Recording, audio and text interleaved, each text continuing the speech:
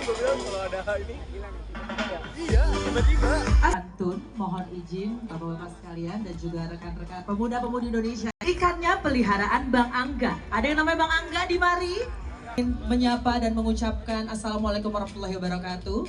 Selamat malam saya ucapkan kepada Sekretaris Jenderal DPP Partai Golkar, Bapak Sarmuji. Selamat malam Bapak. Bapak Ridwan Kamil, selamat malam Bapak.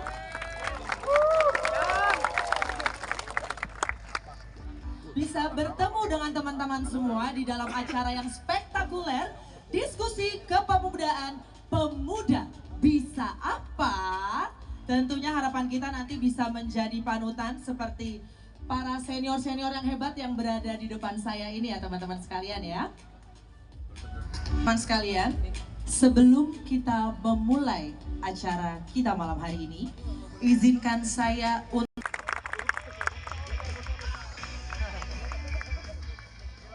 Waalaikumsalam warahmatullahi wabarakatuh. Salam sejahtera buat kita semua. Pertama-tama marilah kita panjatkan puja dan puji syukur kehadirat Allah Subhanahu wa taala. Hari ini bersyukur tidak hujan karena doa hujan. Di hari yang beberapa waktu lalu kita pernah buat acara di sini juga Kosgoro. Hujan deras. Kita semuanya mengungsi ke dalam tenda, tapi alhamdulillah bersyukur hari ini tidak diberikan hujan.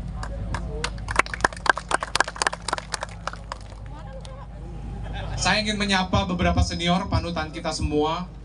Yang pertama, kalau ini alma mater saya. Kalau ini alma mater saya nih. Kalau manggilnya begini. Bursa! Bursa, bursa, bursa. Nah, itu Trisakti. Ya. Mendengar terkait apa yang akan disampaikan oleh para pemateri kita.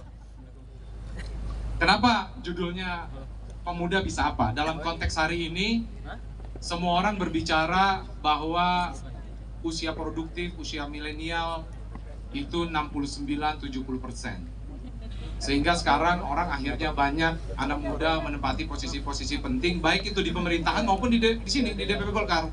Tapi juga nggak sedikit juga yang bersangsi, mampu nggak sih?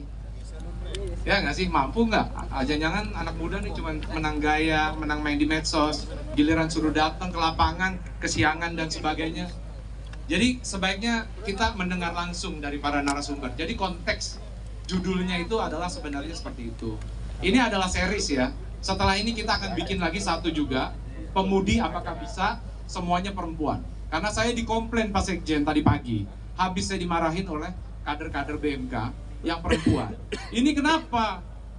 Pematerinya laki-laki semua, memangnya nggak ada perempuan apa di BMK ini? Tapi saya bilang, bukannya begitu, saya akan buatkan khusus untuk yang perempuan. Padahal saya ngeles. Tapi nanti kita buatkan.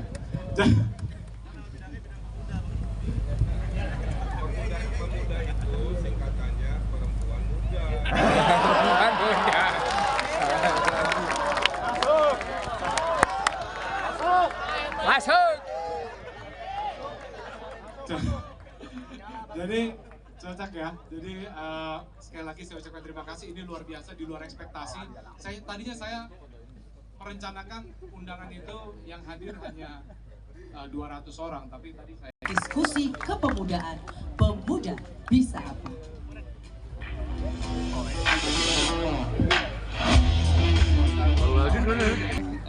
Bang Emil, Bang Sabil, Om Dev, Om Ilham, Don kita, Don Arnanto, ada Mas Labib, anggota DPR RI juga, Pak Syafaat, Om Paul, dan seluruh saja yang tidak bisa saya sebut satu persatu, kawan saya Om Siraj yang saya hormati, Pak Ilham.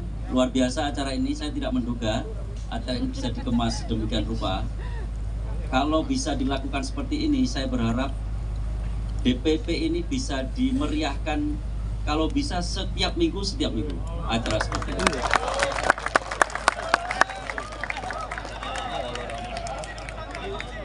Tentu saja dengan variasi acara yang berbeda-beda.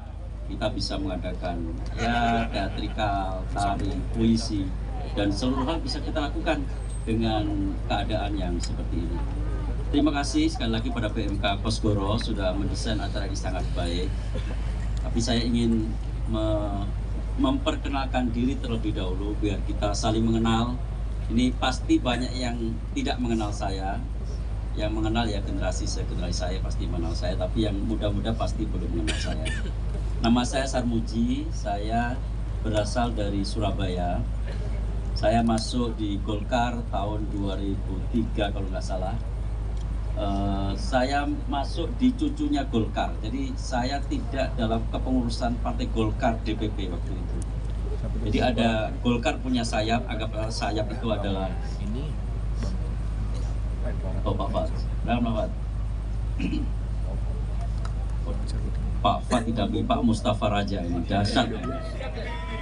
Kacamata. Ini baru mulai Pak Mustafa Raja. Pak Mustafa Raja ini saya lihat di daftar sudah tidak terdaftar sebagai calon tenaga ahli, katanya mau jadi komisaris. Saya lanjutkan, saya masuk di Golkar kira-kira tahun 2003 dan saya bukan pengurus DPP Partai Golkar. Waktu itu AMPG ada AMPG, anggap saja AMPG anaknya Golkar, anggap saja begitu. Tapi saya tidak masuk di struktur PP AMPG juga, Pak Ilham. Jadi waktu itu AMPG membentuk namanya Balitbang AMPG. Saya menjadi salah satu pengurusnya dari wakil sekretaris. Jadi kira-kira saya masuk di cucunya Golkar. Jadi betul-betul sangat dari bawah, dan saya harapkan pemuda-pemuda sekarang juga kira-kira mampu menapaki sesuatu bisa berasal dari bawah. Lalu setelah itu saya masuk AMPI, sama ini, sekuensinya sama, AMPI dan MPG saya sama, masuk di departemen zamannya Bang Andi Akbar Laluasa. Saya bukan siapa-siapa di Golkar, saya tidak punya cantolan satu pun di Golkar. Jadi kira-kira saya ini sebenarnya adalah Ronin. Kalau teman-teman baca kisah samurai Jepang, saya adalah samurai tak bertuan, Ronin. Jadi tidak punya tuan, saya tidak punya cantolan, tidak punya kecuali memang orang yang saya anggap saya figurkan untuk bisa menjadi role model bagi perjalanan karir saya di Partai Golkar. Saya anak orang yang sangat biasa, bahkan orang tua saya dua-duanya bukan merupakan hal yang mudah. Saya tidak bicara teori, saya berbagi kisah saja. Barangkali kisah ini bisa menginspirasi teman-teman yang saat ini masih usianya lebih muda dari saya. Kenapa kita bisa eksis di Golkar? Di Golkar tentu saja orangnya hebat-hebat, luar biasa. Golkar itu terkenal sebagai